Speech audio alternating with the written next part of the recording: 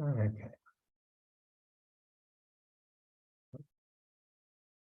Namo tassa bhagavato arahato samma sambuddhassa. Namo tassa bhagavato arahato samma sambuddhassa. Namo tassa bhagavato arahato samma sambuddhassa. Okay, so I hope your practice is progressing well, and in spite of, or perhaps because of, the recent news about Bhante, and that gives us a lot to reflect upon. And one of the things that we're going to look at today is around attachment, and perhaps topically around attachment to the body. And I'm looking at a sutta from the Samyutta Nikaya, that's Samyutta Nikaya 12.61, and it's called the Uninstructed. Thus have I heard. On one occasion, the Blessed One was dwelling at Savatthi in Jeta's Grove, Anathapindika's Park. And he addressed the congregation of monks. Bhikkhus, the uninstructed worldling might experience disenchantment towards this body, composed of the four great elements. The student might become dispassionate towards it and be liberated from it. For what reason? Because growth and decline is seen in this body composed of the four great elements. It is seen being taken up and laid aside. Therefore, the uninstructed worldling might experience disenchantment towards this body composed of the four great elements. They might become dispassionate towards it and be liberated from it. So what have we got going on here?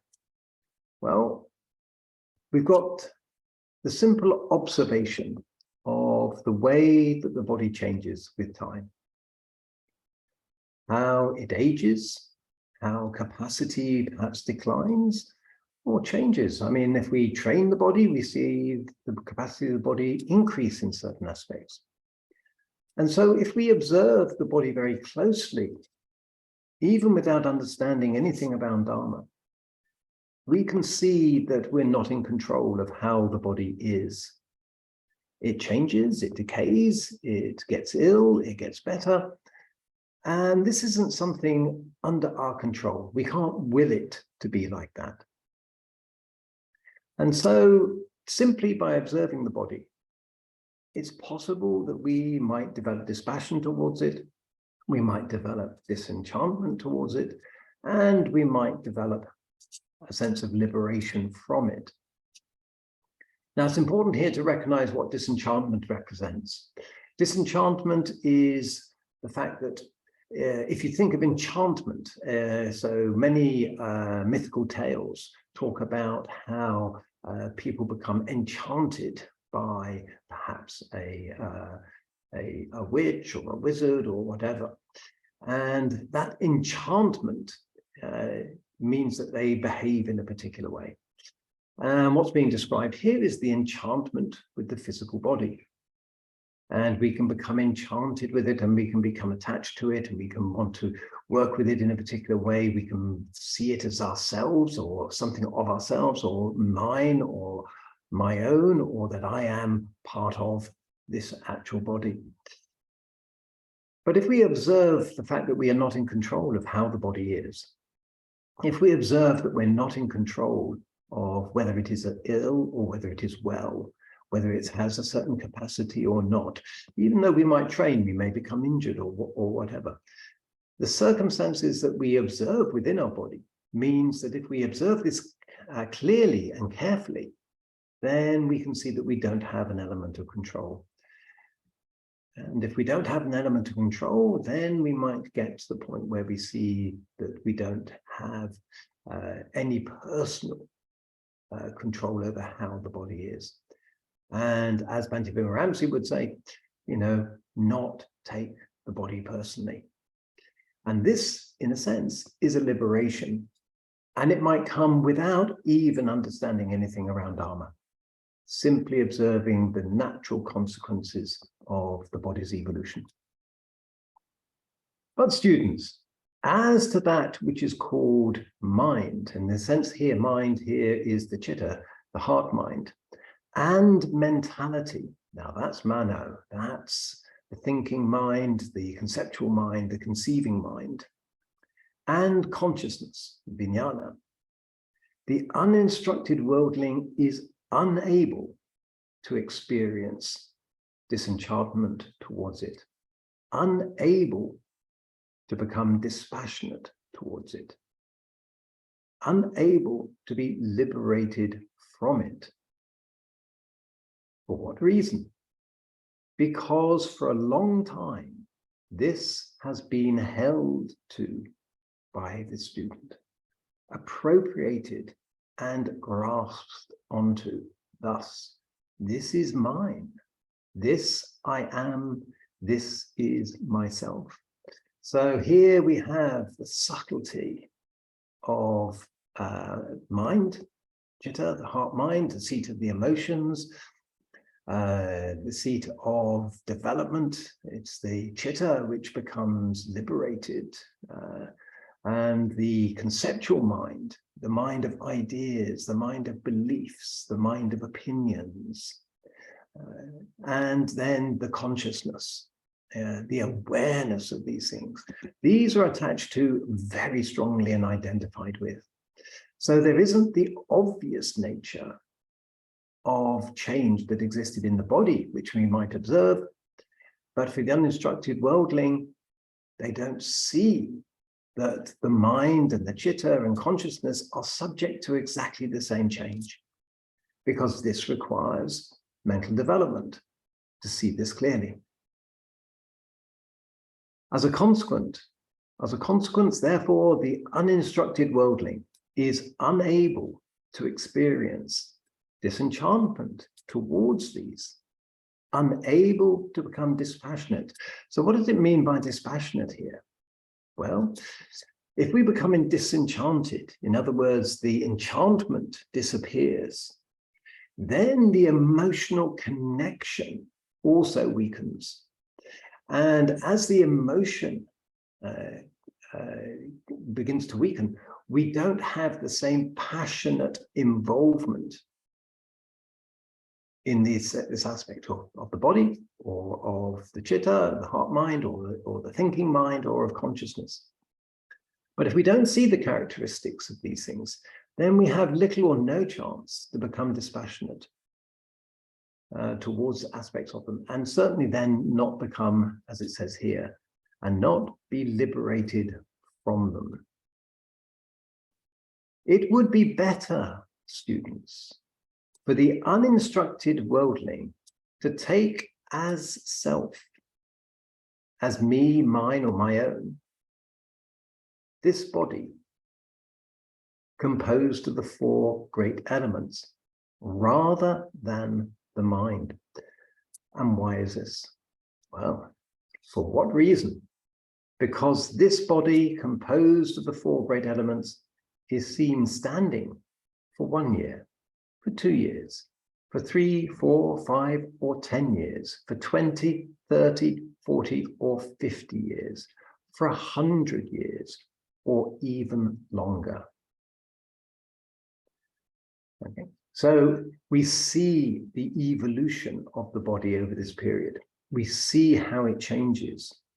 So if we are attached to it, then we get the opportunity to see how that attachment is, if you like, constructed and lays upon something which is a false idea, which is this unchanging nature of the body. And so the Buddha is saying it would be much better to be attached to the body, because over this period of time, you would see the folly of this. But with the mind, it's different. But that which is called mind, that is the chitta, and mentality, the thinking, conceiving, conceptualizing mind. And consciousness, vijnana, arises as one thing and ceases as another by day and by night. Just as a monkey roaming through a forest grabs hold of one branch, lets that go and grabs another, then lets that go and grabs still another, so too that which is called mind, the chitta, and mentality, mano, and consciousness arises as one thing and ceases another by day and by night. So here is the original reference, if you like, to the monkey mind. But this reference isn't suggesting that the monkey mind simply means the mind is restless. No, the original meaning of the monkey mind here was, if you like, the proclivity or the tendency for the mind to want to have an object to hold on to. And it's because it has an object and then swings through and grabs the next object, releasing this one, and then the next object. This is the nature of the mind. And because it does this, there's this sense of continuity. We see a continuity of activity in the mind, which is deceptive unless we develop our mind to see clearly what is going on. And so this is what gives the feeling of continuity, which means that it has a substantial aspect which we identify with. And that's what you can't have with the body, because it changes. And so the Buddha is saying that it would be so much better if you were attached to your body, because you'd see what was going on over time. But over time, you don't see what's going on with the mind, because it has this constant tendency to always grab hold of an object and the next object and the next object. And so that process gives us the illusion of something that's unchanging. Not that the objects in the mind don't change, but the activity of the mind is unchanging, that this aspect is continuous. Therein, bhikkhus, the instructed noble disciple attends closely and carefully to dependent origination. So the key to unlocking this is the awareness of dependent origination, the conditionality of how the mind operates. When this exists, that comes to be. So this is the classic description of dependent origination. Yeah. When conditions arise, when this exists, that comes to be. With the arising of this, that arises. When this does not exist, that does not come to be. With the cessation of this, that ceases. So here now, because we're observing dependent origination, we begin to understand and see the same variability and changeability of the mind that we would see in the body over time. So here's this analogy that the Buddha is bringing forward, saying, look at the changes of your body over 100 years. Now, if you look at dependent origination, you can see the same changeability in the mind, but not over 100 years, but from one moment to the next. And it has to be this one moment to the next, to break this enchantment, this spell that we're under around the nature of the mind and our ownership of it. With the observation of dependent origination, we begin to see how mind works. And this is the central part of Bhante Vimramsa's teaching. He was very clear that understanding dependent origination was central to understanding your meditation experience. And that's why he spent so much time developing a very simple model of dependent origination, because that simple model corresponded to what was observed in the meditation practice. So there are quite involved ways of describing dependent origination, where there are multiple loops refeeding and working through in different aspects of the different stages of dependent origination. But from a meditation point of view, there are essential 5 steps in the 12 steps of dependent origination. And those are the fact that we're meditating, we're human, we've got a human body, we've got our senses. So because of that, those 6 senses, when a sense object arises, we have sense contact. So here's the glass. If I have a functioning eye, yeah, and an object, then eye consciousness, if this object comes into the field of my eyes experience, eye consciousness rises. With the coming together of these 3, the object, the eye, and the eye consciousness, contact arises. Now, you can think of contact really as a synaptic event in the brain. Perhaps is an easier way of thinking of it. With that event comes feeling. Pleasant, unpleasant, or neither pleasant or unpleasant. And up to that point, it's completely automatic. It's a function of the fact that we have a body, that we have sense organs, and that an object came into the field of those sense organs. And then one of the key aspects of Bhante Viram's teaching is what happens next. Craving arises relating to that pleasant, unpleasant, or neutral feeling. And with that craving comes tension. Tension and tightness around the brain, tension and tightness in the body. And it's the recognition of this tension which gives us the key to unlock this enchantment. Because with that tension, we have the choice about what we do next. If we ignore the tension, then that craving develops into clinging. And that clinging is the story about why we like it or don't like this experience.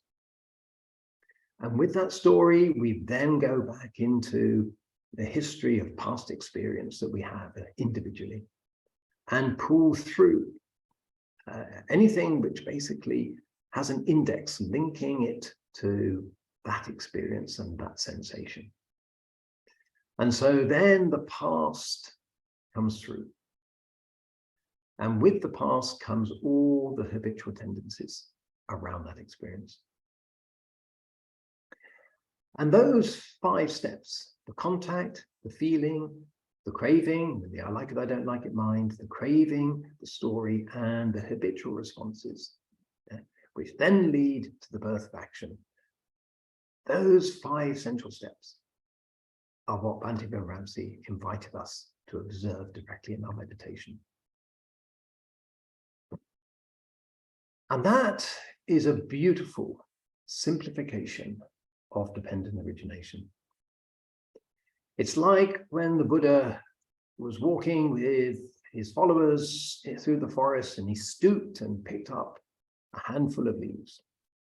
And he said, which is greater, the leaves in the forest or the leaves in my hand? To which his students said, the leaves in your hand, the leaves in the forest are greater than the leaves in your hand. And the Buddha said, well, the leaves in the forest are all that I know and understand. Because to be a Buddha, you have an awful lot of mental development to do. And there's huge, huge knowledge beyond probably anything that we can comprehend. But he said, in my hand are the leaves that you need to know in order for liberation. And Bhante Viramsī would take the same attitude to aspects that he taught. What was the simplest presentation of this truth, which was enough to support the development of his students? And his simplification of dependent origination is a very, very good example of this, because it's immediately relatable to our meditation experience. And so what we have there is the knowledge, because he would read suttas to us around the nature of dependent origination. And that is the knowledge in the mind, mana. And then he would tell us to meditate and simply observe. Watch what is going on. Observe the movements of mind from one state to another. And in doing that, he's giving us the opportunity to directly experience dependent origination. And that's the vision. It's our personal vision. So we have knowledge and we have vision. And the consequence of knowledge and vision coming together is that we self-verify the teaching. And this is one of the huge strengths around Buddhism in general and Bhante Viramsī's presentation of the Buddha's teaching. He was not interested in you listening to what he said for the sake of it, because he said it, because he was a venerable monk, because he'd done lots of practice, because he was very old. None of these things were at all important. What he told us was simply what the Buddha had said. But he presented it and explained it in ways which made it directly relatable. And the consequence of that is that we could verify the teaching of the Buddha from our own experience. And as that verification comes along, what follows after that is the disenchantment. The enchantment is switched off. We're no longer under the spell of how we think the mind works, because we're directly observing it. And as a consequence of directly observing it, we gradually develop dispassion. We no longer are being driven by our emotions according to our experience. And when disenchantment and dispassion develop, then we move from knowledge and vision to knowledge and wisdom. And as Bhante would say, what is the meaning of wisdom? And he would often say, wisdom refers basically to one thing: understanding dependent origination.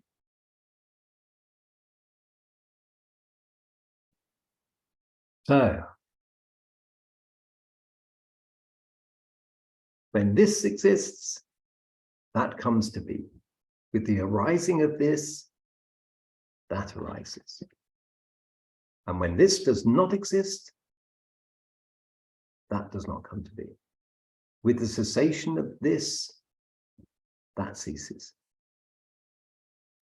That is, with ignorance's condition, volitional formations come to be. With volitional formations as condition, consciousness comes to be. With consciousness as condition, mentality and materiality come to be. Aspects, the agency of the mind and the body. With mentality and materiality as condition, 6 sense bases come to be. The eye, the ear, the nose, the tongue, the tactile sense in the body, and the mind. With the six sense bases as condition, contact comes to be. With contact as condition, feeling, Vedana, comes to be. Pleasant, unpleasant, neutral feeling. With feeling as condition, craving comes to be. The I like it, I don't like it mind. With craving as condition, clinging comes to be. With clinging as condition, the habitual tendencies come to be. And with those habitual tendencies comes the birth of action. And with birth of action as condition, then aging, sorrow, lamentation, pain, grief, despair, and death come to be.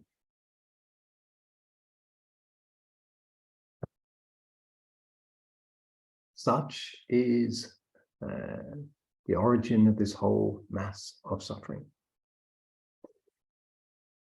But, and this is the important thing to recognize, because if this is the origin of the whole mass of suffering, then this is seeing the reality of the second noble truth, the origin of suffering. And if that was all the Buddha had to say, then in certain respects, he wouldn't be very different to other teachers around at that time, who had identified aspects of dependent origination as a source of suffering. But he went on to explain, but with the remainderless fading away and cessation of ignorance comes the cessation of the volitional formations. With the cessation of the volitional formations comes the cessation of consciousness. With the cessation of consciousness comes the cessation of mentality and materiality. With the cessation of mentality and materiality comes the cessation of the six sense bases. With the cessation of the six sense bases comes the cessation of contact. With the cessation of contact comes the cessation of feeling. With the cessation of feeling comes the cessation of craving. With the cessation of craving comes the cessation of clinging. With the cessation of clinging comes the cessation of habitual tendencies. With the cessation of the habitual tendencies comes the cessation of the birth of action. And with the cessation of the birth of action comes the cessation of aging, sorrow, lamentation, pain, grief, and despair, and death. Such is the cessation of this whole mass of suffering. And so that's the verification of the third noble truth. And what's important here, and he identified this in other suttas, is that you can work at the feeling level and the feeling and craving level. And with the cessation of craving, everything else downstream ceases. And so without the clinging present, the Buddha said, well, the upadana khandhas, the aggregates that are clung to, if the clinging is not there, then these become for our welfare and happiness in our life. So what is interesting here is that the Buddha described the cessation of suffering as something that we could experience in this daily life. And having done so, having experienced this, then the way we inhabit our life would become for our welfare and happiness because of that. Seeing thus, students, the instructed noble disciple experiences disenchantment towards form, disenchantment towards feeling, disenchantment towards perception, disenchantment towards volitional formations, disenchantment towards consciousness. Those are the five aggregates that make up the sense of me, mine, and my own. So having developed this enchantment towards these, yes, the student becomes dispassionate, no longer, getting emotionally charged by this, being able to make choices without the bias of emotion. Through dispassion, his chitta is liberated. When it is liberated, there comes the knowledge it's liberated. The student understands destroyed is birth. The holy life has been lived. What had to be done has been done. There is no more for this state of being.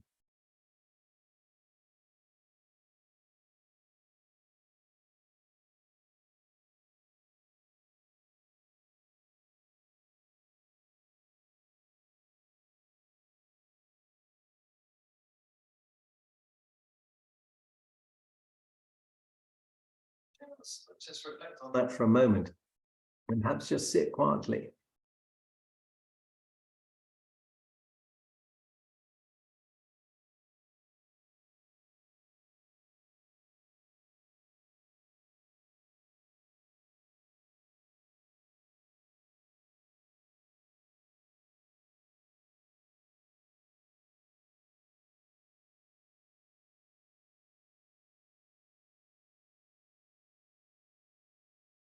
Rotate your thighs if you're sitting down just enough to release your hips and let your sacrum open. Bring your attention into your body, below the navel, about halfway in the body, and just allow this center to be your support. You don't have to grip, you don't have to hold, just let this energetic center, it's a universal energetic center, be your support. Now drop the inner edge of your shoulder blades and let your spine release, let your heart open. Softly smile.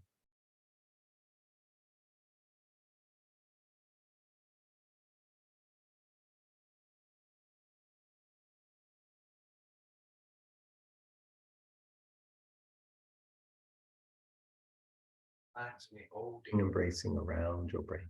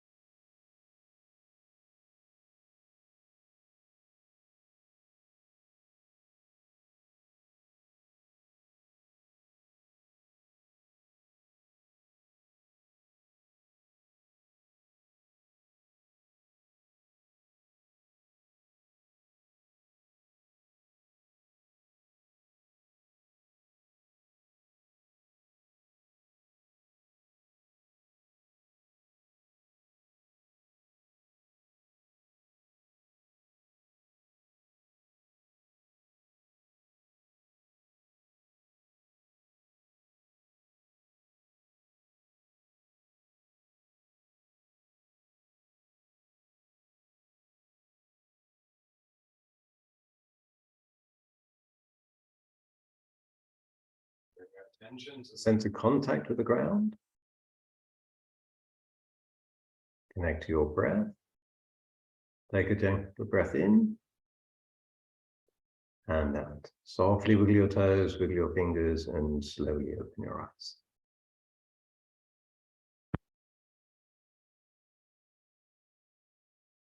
Okay, so any questions around the sutta today? Yes, Andre.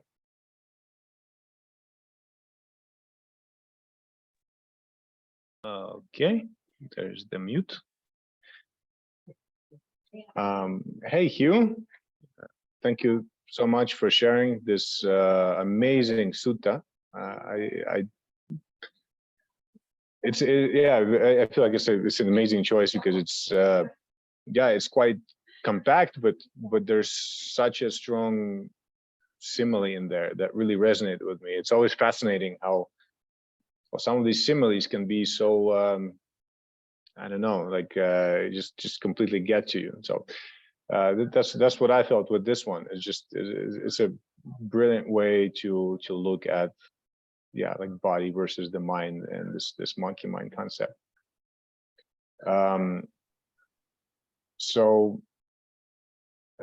Just taking this simile further, I guess I have a couple of questions.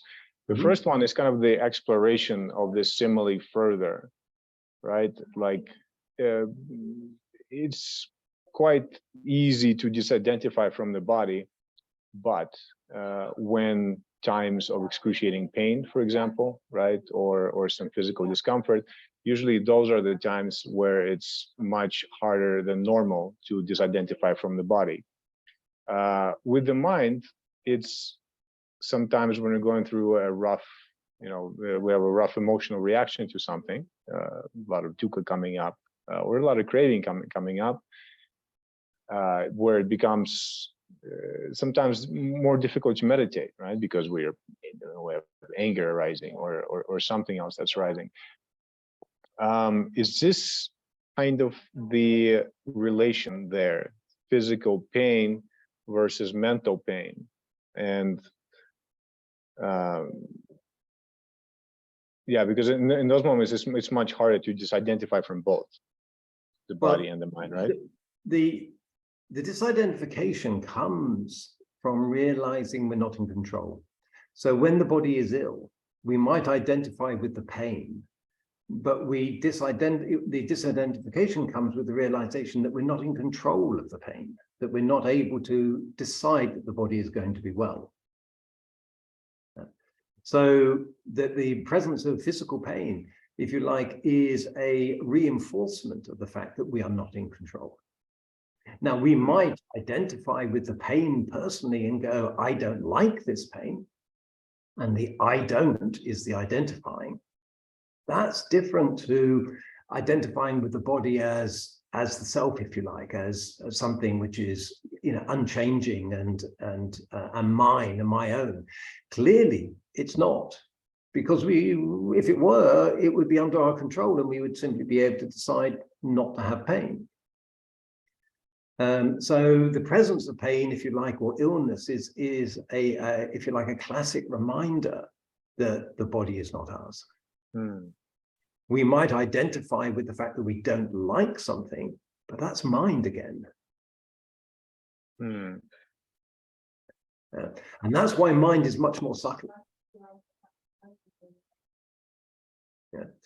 And so what the Buddha is saying here is, it would be so much simpler if we identified with the body, because then it would play out in a way that we couldn't deny. But with the mind, it's much, we can kind of fool ourselves and say, well, I just need to, I just need to do something different in my mind, and things will be all okay. Well, the only thing we can do with our mind to make things okay is not to take the experience personally. Not to take the experience personally.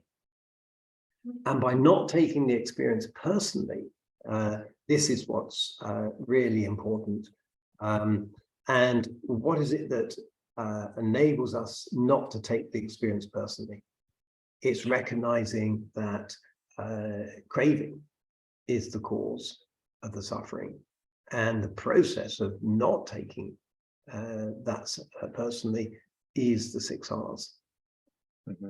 And so the 6 R's is a process of depersonalizing experience and giving us the opportunity to see the mechanism that underlies the personalization of this experience.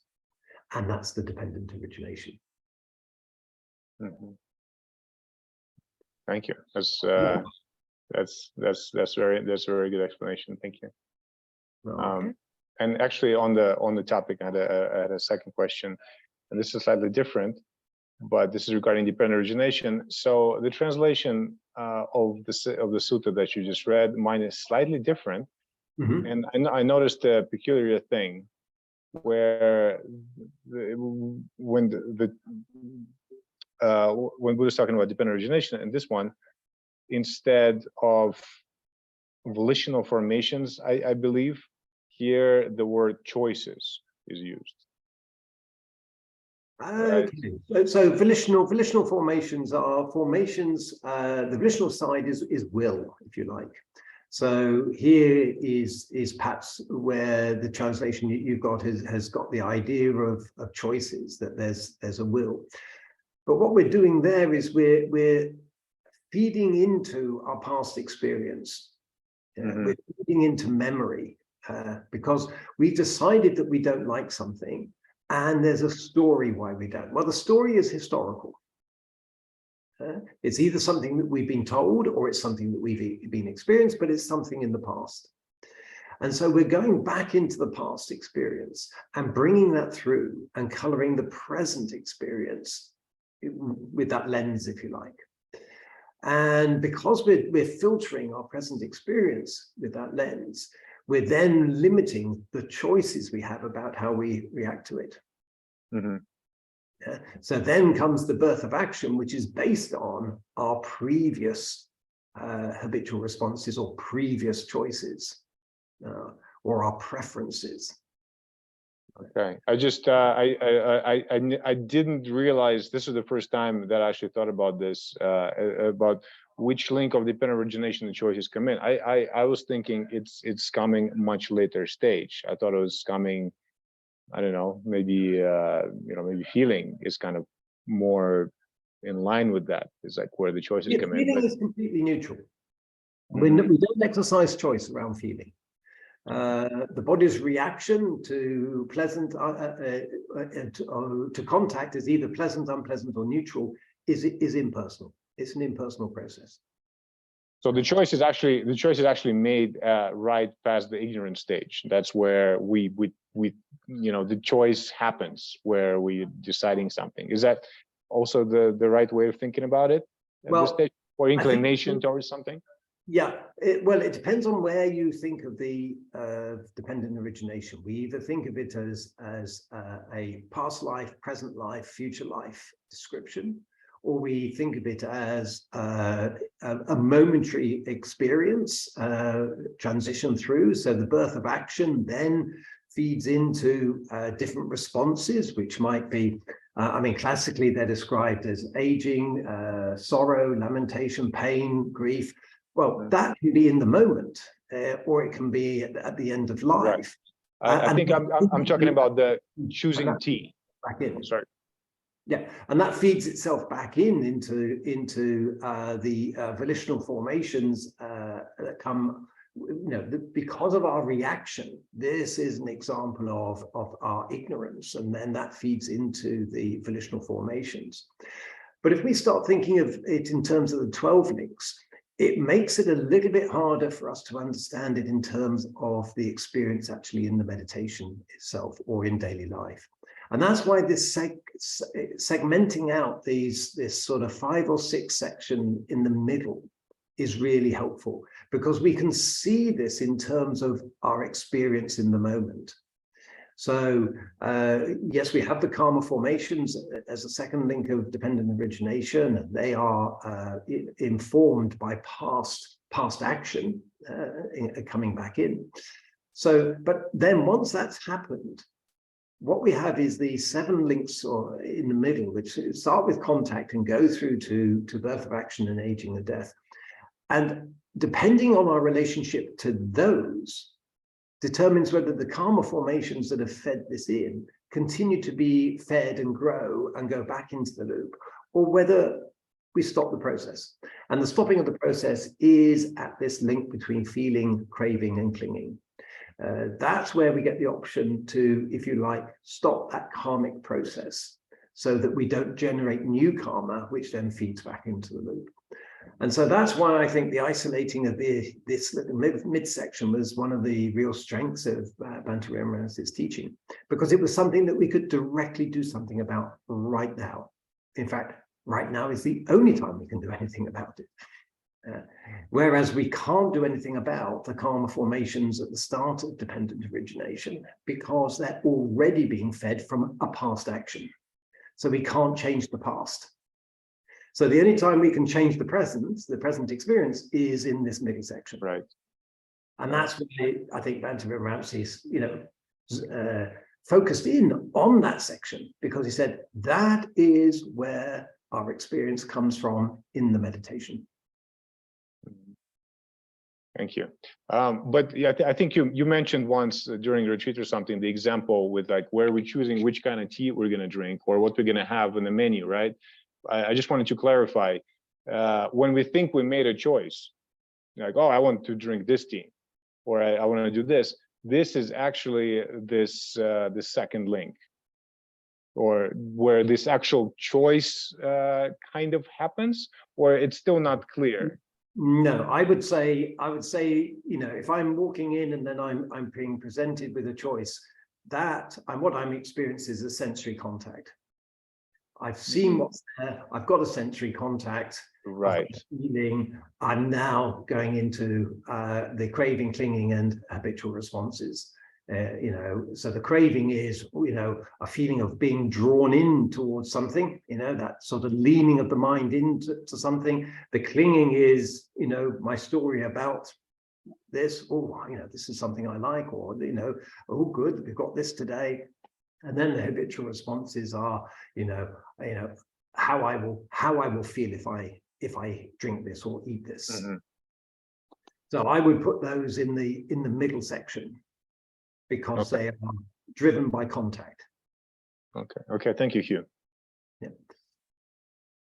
Okay. Anyone else like to ask a question around this? Yes. Hugh, may I ask? Kuntal. Yes. Welcome. I'll just put on my camera. Good to see you again. I have 2 questions. Mm-hmm. One is an understanding question and one is a practical question. Mm-hmm. So early in the sutta, you mentioned heart, mind, chitta, and mind. You made a differentiation. Yeah, there's a differentiation in the actual sutta. The English translation is mind and mentality. Mind being chitta and mentality being mano. Could you please explain this in simple terms, because I'm not clear on the distinction? Yes, well, it's and not. Also, you use the word heart. You use the word heart mind. So yes, indeed. There is a great deal written about this, and not all of it is very clear. Some aspects would say that chitta, mano, and vijnana are all aspects of the same thing, mind. And many translations would translate chitta and mano with exactly the same word. And indeed, Bhikkhu Bodhi does often in his suttas. He has to avoid it here because he has to make a distinction in the same sentence. The chitta, if you like, is an aspect of the heart in the sense that for me, it is the emotional seat. The mind is the rational seat. And you could say they're aspects of the same mind, but they're different presentations of the same mind. Okay, but what's important is that you can be liberated by wisdom, or you can be liberated through the chitta. So there's chitta vimutti, there's panya vimutti. And these are two different routes of liberation. And then there are rare beings who are liberated both ways. And the Buddha was an example of this. And so there is a distinction. And my personal view is if there's a distinction in the Pali, then we kind of owe ourselves to try to bring out that distinction in the description. So the way I would view this is that we have an emotional seat, which is based on past experience and the context of our personal experience and development. And we have our rational mind, which is about how we've been trained and how we've been taught to think and how we've perceived certain experiences. These are two aspects. And the mind is, if you like, our conceptual mind. It deals with ideas, deals with beliefs, things we've been taught. Okay, it's where we actually bring in the knowledge aspect of knowledge and vision. So every time you listen to a sutta talk, every time you listen to one of Bhante's recordings, what's going in is knowledge, is information, if you like. Information is going in, and information is being held in the mano. And then for me, in the meditation, what you're developing is the vision, is the understanding. And for me, that's an aspect of chitta. It's a felt experience. So here we have a thought experience, and here we have a felt experience. And then the marrying of these two together is what brings the teaching into life. We marry the vision and the knowledge together. And consciousness is obviously, we can't be conscious without the mind, and the mind is inextricably linked to consciousness. We can't separate the mind from consciousness. So consciousness is a part of mind as well. And so we have this chitta, mano, and vijnana, and a great deal is written about them. And you just need to search on the internet, and you'll be faced with this. And the challenge of defining the difference, people go to great lengths to paraphrase, but the difficulty with paraphrasing things or summarizing them is you lose accuracy. Generally speaking, my experience is that the Burmese tradition generally tends to treat them the same. And the Thai tradition tends to bring out more of the distinction around chitta. And there's more teaching identifying with that. Bhante Vimramsi adopted very much the Burmese view and considered them all the same. So what I would say is that if that's an area of interest, by all means explore it, but being able to distinguish between them, it doesn't necessarily, or not being able to distinguish between them doesn't necessarily inhibit your capacity to progress, as Bhante Vimramsi is a wonderful example. Understood. Thank you. A quick follow-up question before my practical question. When you said liberated through wisdom, I kind of have an idea of what that could mean. When you said liberated in another way through the heart mind, or can you quickly please say something about that, or liberated in the other way? Well, there's many phrases in the canon, and one of them is being, for instance, a body witness as a process of coming to liberation. So I'm not sure that I can clarify or distinguish the difference for you, which in a way that would be anything more than really speculation. Okay. But one of the things is that you can become or you can derive the understanding of a Sotapan or a Sakyagami by a deep intellectual understanding of the Dhamma. It doesn't have to be driven by a direct experience through meditation. in the sense that deep understanding must change your perception. Okay. Right. So we're talking about a level of understanding which is transformative. And that I would akin to something like using wisdom as a mode of development and liberation. And then you've got the route, which is understanding and experiencing through meditation and coming to the awareness of a Sotapanna or a Sakyagami. And maybe that's more around the felt experience and observation. So maybe that's more towards the chitta side. But I would be speculating on that as a distinction. Now, Kong has just put through a comment here. So, and what he says is, what I think that we can consider those are the same, but used in different contexts. Chitta is what to be experienced. Nama is named for a group of mental components. Okay. So, Kong, would you like to elaborate on that? By all means, come on in and join the conversation. Hello, everyone. Hello, Hugh. It's nice to see you again. Yes, lovely to see you as well. When I just heard the question about the difference between the Sutta and the Nama, practically, is that the question? Yeah, it's not Nama, it's Mano. The difference between Siddha and Mano. Mano, oh. Yeah.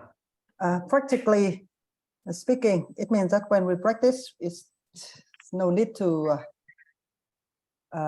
differentiate those things, because that's what we experience. We can call it the mind or the mental activity or whatsoever. It's not really important. But in the theory is slightly different. It's based on the context. For the Mano, it's pretty related to the activity of the mind. Normally, with the activity of the mind, the Buddha will use it as a Mano, from what I'm understanding. And the Nama and Rupa, it means about the component, the group of mentality. For example, the consciousness, the formations. What else? I forgot. But four things. Perception and feeling. Perception, yes, the Vedana. And it's just a group so that we can understand it better in different contexts. When we talk about Nama Rupa, it's about the context of the mentality and materiality. When we talk about the Mano, we talk about the mental activities. It is for clearer for understanding the Sutta and what the Buddha taught. But actually, in what we practice, we do not need to separate it. Yeah. Yes. Okay. That's my opinion. No, thank you. Thank you. And please, anyone else like to come in? Hugh, I just had a second practical question, please. Yeah. Just in terms of the monkey mind, would it be correct to say that while we are sitting, clearly, we see the monkey mind in action when we are sitting, and we are relaxing and meditating. So would it be correct to say that otherwise in day-to-day life, the way to handle this monkey mind is simply to again relax whenever one is aware, and then become aware of whatever Brahmavihara may be prevailing at the moment, which one can access by relaxing, coming into balance, and being with the Brahmavihara at the moment? And is this a way to deal with the monkey mind in day-to-day life? Okay, so what we have to distinguish here is what we mean by the monkey mind. What's come to be commonly meant by the monkey mind is a restless mind. But actually, what this passage is describing is not that. restlessness is going to be with us for a very long time. It's one of the last things that are released. It's one of the last fetters on our hardship that are released. What's being described here is the tendency and the requirement for the mind to have an object, and how it will search for an object. And that's the monkey reaching for the next branch. Yes. And so that's why right effort is about coming away from an unwholesome object and giving the mind a wholesome object. The mind needs the object. That's its tendency. And so what our responsibility, if you like, is to move from the unwholesome to the wholesome, and let it rest with the wholesome object. Okay, so we can do that all day long. I'd just like to read, because I'm indebted here to Bhikkhu Bodhi, because he wrote a very informative note around this sutta, and there's a short paragraph here, and I'll just read it to you. It should be noted that neither the sutta nor the commentary interprets the monkey simile here as saying the untrained mind is as restless as a monkey. The point rather is that the mind is always dependent on an object. So that's the grabbing hold. And so our responsibility is, if you like, to ensure that the mind has a wholesome object rather than an unwholesome object. Absolutely. Thank you. That's clear. All right. Anything else anyone would like to add? Ah, hello. Hello. Hello, very good to see you.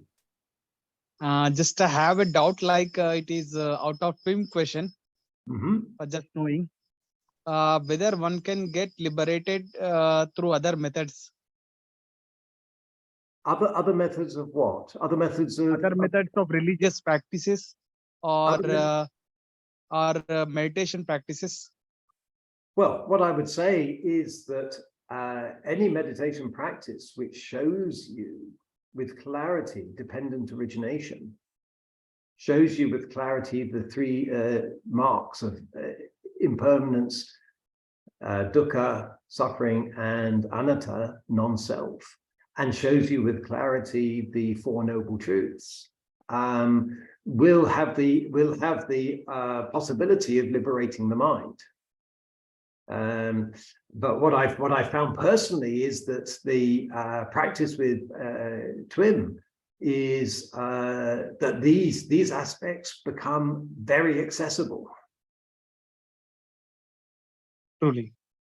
But if another technique brings that same awareness, then it has the potential for liberation, because that's the knowledge that we need.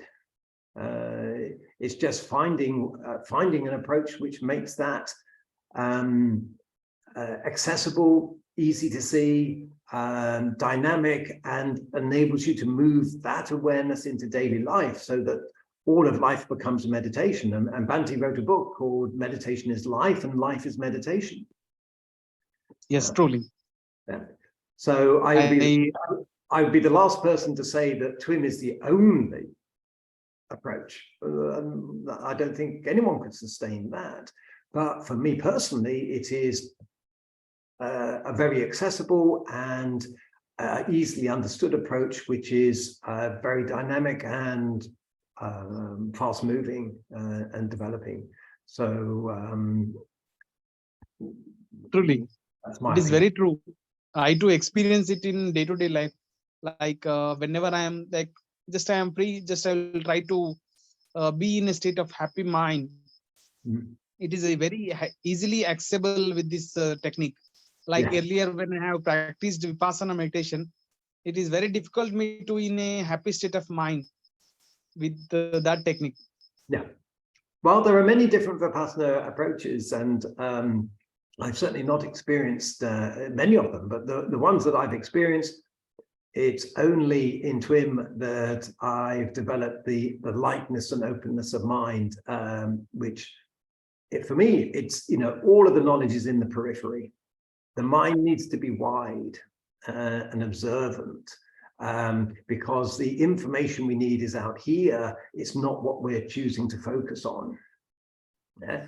We can focus on something, and we can see attributes and aspects of the reality of that thing, and we can see the impermanence of it, and we can see the non-self part of it. But because we're so focused in, we're not seeing the conditionality. Yeah, we're not seeing the context within that experience, and this is my personal view. And so the more concentrated we get, the less information we get to see the universal aspect of the Buddha's teaching. And it's when we see the universal aspect of the Buddha's teaching that we begin to see how all of the dependent origination, if you like, affects every aspect of life. And the key thing for me is the way Bhante moved the hindrances from being an obstruction to meditation to being a teacher of meditation. And that's a subtle difference which sort of unravels so much of the complexity and makes it such a more simple and straightforward approach. Truly. Hugh, I have one more question, like it is also out of time. Like there are many religious practices being followed in India and many other countries also. What do you say about it? I didn't quite understand the question. Just say that again. Like actually there are many religious practices being followed in India and in other countries also. Mm-hmm. Like what do you say about it? Just out of box question. Well, I there are many aspects of truth in many different religions, and the aspect that would be important for me is the recognition of conditionality of experience. There are other traditions which talk about impermanence and dukkha and qualities which we do or don't ascribe to the self, and many different religions talk about the nature of suffering. The thing that's unique for me in the Buddhism is the fourth noble truth, which was the path to the release of suffering. And I don't know enough about other religions to know whether similar paths exist in that same way that lead to a similar result. But many people are very heartfelt in their belief around their own paths, but we only need to look at different people's different experience in Vipassana. And here's a wide range of different experiences based on essentially the same teaching. So it's complex enough just to think of it in terms of the Buddhist context, let alone any other context. I'm happy for myself to recognize the limitation of my own experience and my own practice, and to wish to develop that further. And I think that's probably where I can, as far as I can go with this one. No worries, no worries. Just asked out of box question, like just to get. I do feel that some of the practices which is being followed in this is also very good, which is very wholesome. But I think it will not match the day-to-day. It would not make them in a happy state of mind in every moment. Like Vim. That would depend, I think, on how individuals apply their own practice. Truly. If the practice enables the sense of personal ego to release, that in itself, I think, is probably a root of joy. Our ego can be the source of so much distress for ourselves. And it also depends upon the one's own deeds which they perform. Of course, and of course, many traditions have significant guidance around that in the same way that Buddhism has the precepts. The precepts are external recommendations to cultivate a state of mind which is conducive for meditation, and they are immensely valuable. Other things are, for instance, the focus on dana, generosity. These are the three pillars of practice: are dana, sila, and bhavana. And generosity, the precepts, and mental development and behavioral development. And dana is a foundational principle here. And dana is a practice which helps develop an openness of our own heart. And I sometimes feel that there's not enough emphasis around dana in the description, because if we're not open-hearted, if we don't have this development of heart, it's very difficult then to, or much slower to develop this expansiveness that is so central to working with the Brahma Viharas. And so dana is a very supportive practice, and yes, we should think of it as part of our training. And generosity can be in many forms. It can be, financial generosity is something we probably immediately think of. But Bhante Viharansi would talk about, simply sharing a smile was an act of generosity. It's truly. Spreading the Dhamma is an act of generosity. There are so many different ways that generosity can be expressed. And it's very, very supportive to the practice. Just regarding dana, I want to add, you may be knowing Ajantun, he's a Thailand monk. He says that at least one has to perform dana at least in 1 month once. Well, these guidelines are very physical dana, just like the precepts are guidelines. Yes. But anything which is prescriptive, I think, has its value as a reminder of why. But quite frankly, I think dana should be done every day, because, yes, like I said, there are many different expressions of dana. Why would you restrict the dana that you express? Like he may be emphasizing on physical dana. Yes, exactly. Physical dana, which I am now smiling, is also a dana. Yeah. It's a really wholesome. Dana is the opposite of the heart closing. So, one of the ways we can work with dana is to see when does our heart close during the day. Yeah. And then, the opposite, opening the heart up is another act of generosity. So maybe we're in a discussion or a business meeting or whatever, and we feel ourselves closing down, because we don't like what we're hearing, or we don't like the way the conversation's going, and we need to open out. And that in itself is an act of dana. Putting generosity, putting loving kindness into a situation. Truly, really. Thank you very much for your question. Thank you. Anything anyone else would like to add? Good evening. I'm Dr. Sananda. I want to tell one small story which I read and I have appreciated, so I want to share with you all. It's about one person. He was a very poor guy, and he was doing some very simple work. And he used to travel by bus from his village to the place where he's working. Every day he used to travel by bus.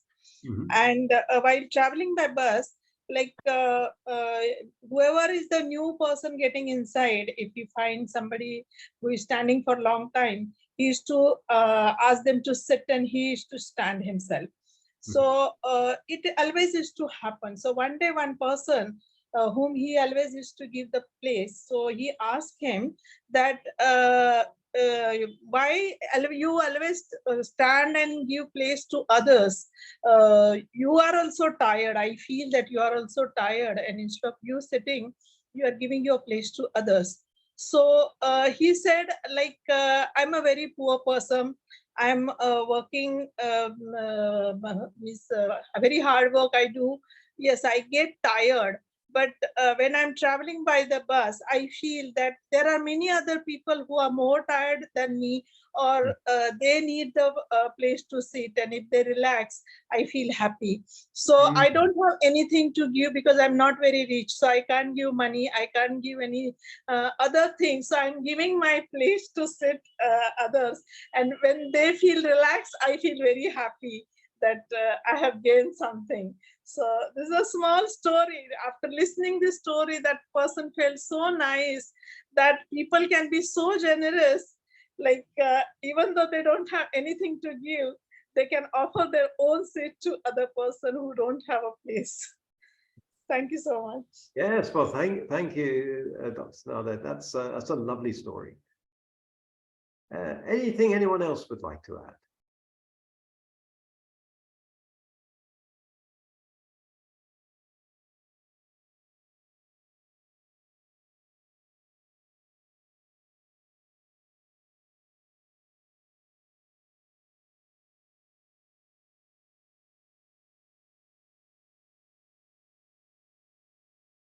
No?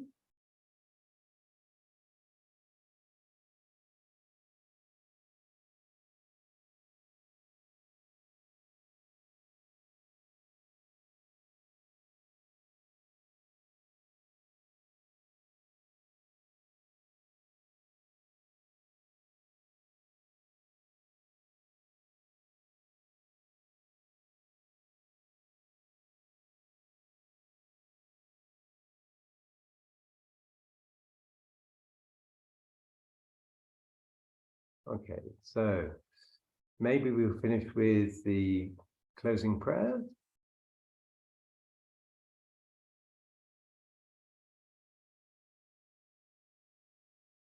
And I'm just looking for a copy of that to bring up on the screen.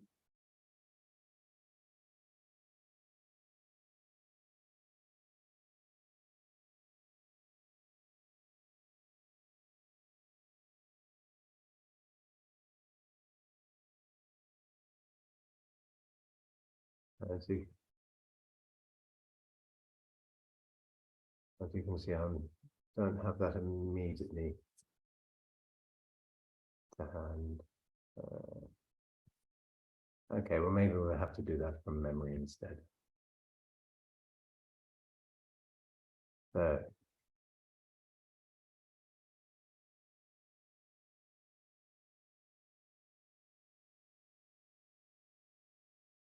okay. May suffering ones be suffering free, and the fear-struck fearless be. May the grieving shed all grief, and may all beings find relief. May all beings inhabiting space and earth, devas and nagas of mighty power, share this merit of ours. May they long protect the Buddha's dispensation. Sadhu, sadhu, sadhu.